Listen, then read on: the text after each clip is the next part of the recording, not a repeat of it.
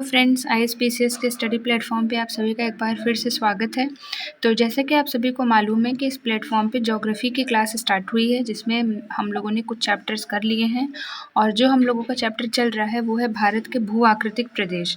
तो भारत के भू आकृतिक प्रदेश में हम लोगों ने ट्रांस हिमालय के बारे में पढ़ लिया है। तो ट्रांस हिमालय के बाद अब जो पढ़ना है वो पढ़ना है महान हिमालय। तो अगर हम लोग महान हिमालय की बात करें तो महान हिमालय सबसे ज़्यादा सतत श्रृंखला है, ठीक। और इसका जो क्रोड है वो ग्रेनाइट का बना है। टाइम पीरियड की बात करें तो इयोसीन या ओलिगोसीन टाइम पीरियड में इसका निर्माण हुआ है, ठीक। तो यह हिमालय की सबसे उत्तरी श्रेणी है जिसको हिमाद्री के नाम से जाना जाता है, ठीक। इस पॉइंट को आप लोग ध्यान रखिएगा। पश्चिम में, ठीक, अगर इस क्लास को करते वक्त आप मैप लेकर बैठेंगे तो आपको बहुत फ़ायदा करेगा, ठीक है। तो पश्चिम में नंगा पर्वत कहाँ है? लद्दाख में। तो पश्चिम में नंगा पर्वत से पूर्व में नामचा बरवा कहाँ है? तिब्बत में। तो पश्चिम में नंगा पर्वत से लेके पूर्व में नामचा बरवा तक लगभग 2500 किलोमीटर की लंबाई में इसका विस्तार है, ठीक है। इसका जो अधिकांश भाग है वो हमेशा बर्फ़ से ढका रहता है, ऊंचाई अधिक होने के कारण, जिस कारण यहाँ पे कई सारे ग्लेशियर पाए जाते हैं। तो अगर हम लोग ग्लेशियर्स की बात करें तो गंगोत्री, जहाँ से गंगा निकलती है, गंगा नदी, ठीक है, भागीरथी के नाम से। फिर यमुनोत्री, जहाँ से यमुना नदी निकलती है। इसके अलावा कुछ और भी ग्लेशियर हैं, जैसे मिलाम हो गया, जेमू हो गया, ठीक है। अभी हम लोग आगे ग्लेशियर के बारे में पढ़ेंगे। महान हिमालय की अगर हम लोग एवरेज ऊंचाई की बात करें, क्योंकि इसमें कई सारी चोटियां हैं, तो अगर सारी चोटियों की ऊंचाई का एवरेज निकालेंगे तो वो 6100 मीटर आएगा। लेकिन कुछ चोटियां जो हैं वो 8000 मीटर से भी अधिक ऊंची पाई जाती हैं। तो इसमें अगर चोटियों के बारे में देखेंगे तो कौन सी सबसे ऊंची चोटी है? माउंट एवरेस्ट, जिसकी ऊंचाई कितनी है?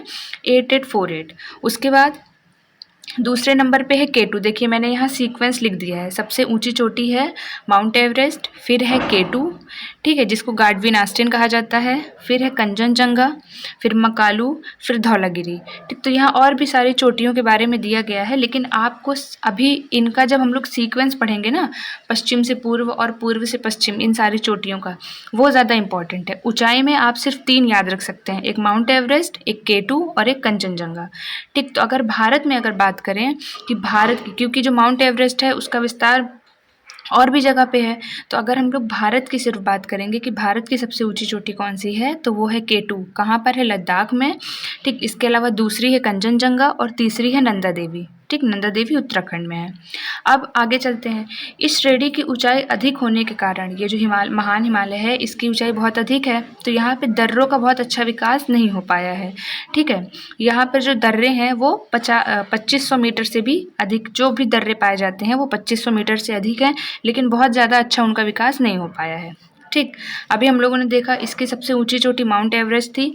नेपाल में इसको सागर माथा के नाम से भी जाना जाता है, ठीक। ये इंपॉर्टेंट फैक्ट था। दूसरा इंपॉर्टेंट फैक्ट है कि उत्तराखंड की सबसे ऊंची चोटी नंदा देवी है, ठीक है, जो भारत की तीसरी सबसे ऊंची चोटी है। फिर कंचनजंगा, ये कहाँ पर है? ये सिक्किम और नेपाल की सीमा पर स्थित है, दूसरी सबसे ऊंची चोटी, ठीक। और ऊंचाई अधिक होने के कारण महान हिमालय के क्षेत्र में वन क्षेत्र, हमें पता है कि जहाँ बर्फ़ बहुत ज़्यादा पड़ेगी, जहाँ वर्षा नहीं होगी, वहाँ पे वन क्षेत्र क्या होंगे? वन क्षेत्र का विकास जो है वो काफ़ी कम होगा। तो यहाँ पे भी वन क्षेत्र का विकास काफ़ी कम है। मुख्य हिमालय की परतदार चट्टानों में जीवाश्म मिलते हैं, ठीक। जो परतदार चट्टानें होंगी सिर्फ वहीं पे जीवाश्म मिलेंगे, ठीक है। आग्नेय चट्टानों में जीवाश्म नहीं मिलते हैं। तो ये हमारा था महान हिमालय। तो महान हिमालय के बारे में ये सारे फैक्ट्स को आपको ध्यान में रखना है। अब चलते हैं लघु हिमालय, जिसको मध्य हिमालय या हिमाचल हिमालय भी कहते हैं। और कौन से टाइम पीरियड में इसका विकास हुआ है? तो नियोसीन में, ठीक। लघु हिमालय शिवालिक के उत्तर में और महान हिमालय के दक्षिण में स्थित है, ठीक। इसका विस्तार पंजाब से लेकर अरुणाचल प्रदेश तक है। नदियों द्वारा इसको कई जगह से काट दिया गया है, जिसकी वजह से यह सतत, जैसे अभी हम लोगों ने देखा कि जो महान हिमालय है वो सबसे ज़्यादा सतत कंटिन्यूअस श्रृंखला है, लेकिन ये जो लघु हिमालय है ये कंटिन्यूअस नहीं है, ठीक। छोटी छोटी श्रेणियों में विभक्त हो गया है क्योंकि नदियों ने काट दिया है इनको।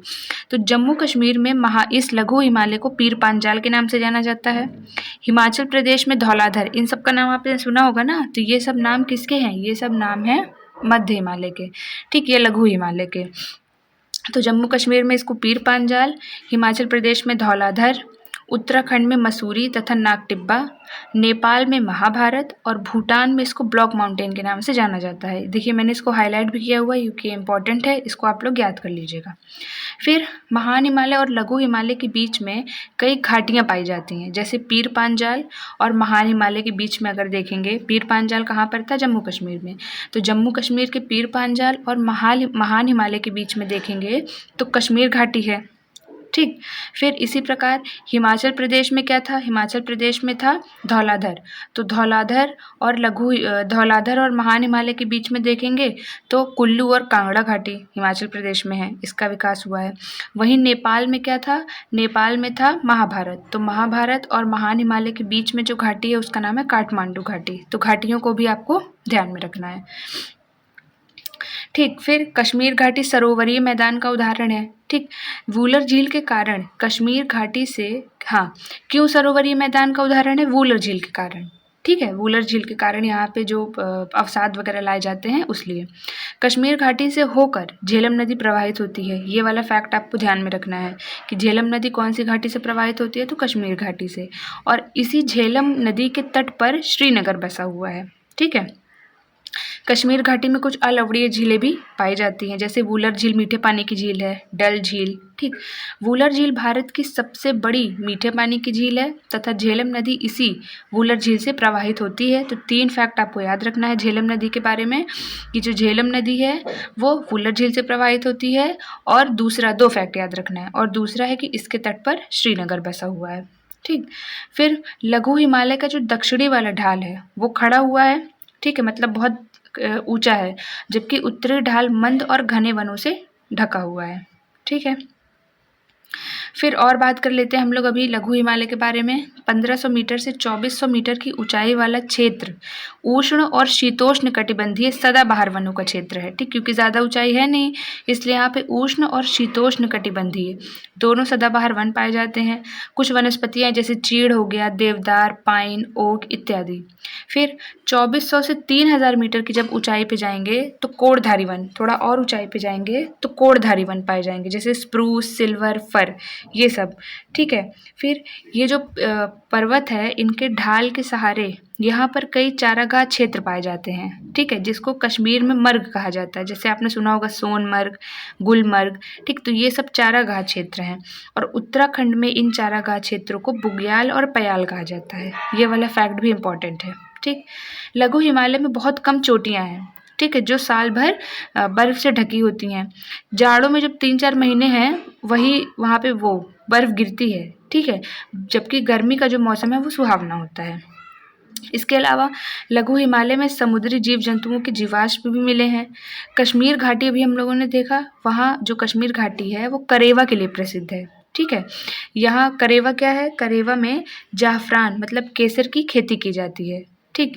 इस क्षेत्र में प्रमुख पहाड़ी स्वास्थ्यवर्धक पर्यटक स्थल भी आते हैं, मतलब टूरिस्ट प्लेसेस भी हैं, जैसे शिमला, सुना ही होगा आपने, शिमला, मसूरी, रानीखेत, नैनीताल, अल्मोड़ा, चक्राता, दार्जिलिंग, ये सब किसके अंतर्गत आते हैं? तो लघु हिमालय में आते हैं। अब ये जो डायग्राम बना है ये मोस्ट इम्पॉर्टेंट डायग्राम है, इसको आप लोग बना लीजिएगा। देखिए यही पूछा जाएगा एग्जाम में, कुछ पर्वत दे दिया जाएगा और पूछा जाएगा कि इसको पूर्व से पश्चिम या पश्चिम से पूर्व लगाइए। अगर आप लोग घटना चक्र सॉल्व करेंगे तो आप लोग को दिखेगा। तो देखिए सबसे पहले है नंगा पर्वत, फिर कामेत उत्तराखंड में, नंदा देवी उत्तराखंड में, फिर धौलागिरी, अन्नपूर्णा, मसालू, माउंट एवरेस्ट, फिर मकालू, ये सब कहाँ पर हैं? नेपाल में।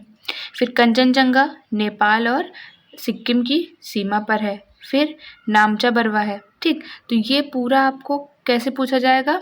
मान लीजिए दे दिया जाएगा आपको कामेत, माउंट एवरेस्ट, कंचनजंगा और नामचा बरवा, और कहा जाएगा कि इसको आप लोग पूर्व से पश्चिम या पश्चिम से पूर्व लगाइए। तो इस डायग्राम को बना के इसको अच्छे से याद कर लीजिएगा, ठीक है। तो बाकी अब हम लोग कल पढ़ेंगे शिवालिक के बारे में, ठीक है। तब तक के लिए इसको अच्छे से पढ़िएगा और घटना चक्र से क्वेश्चन ज़रूर सॉल्व करिएगा। Thank you.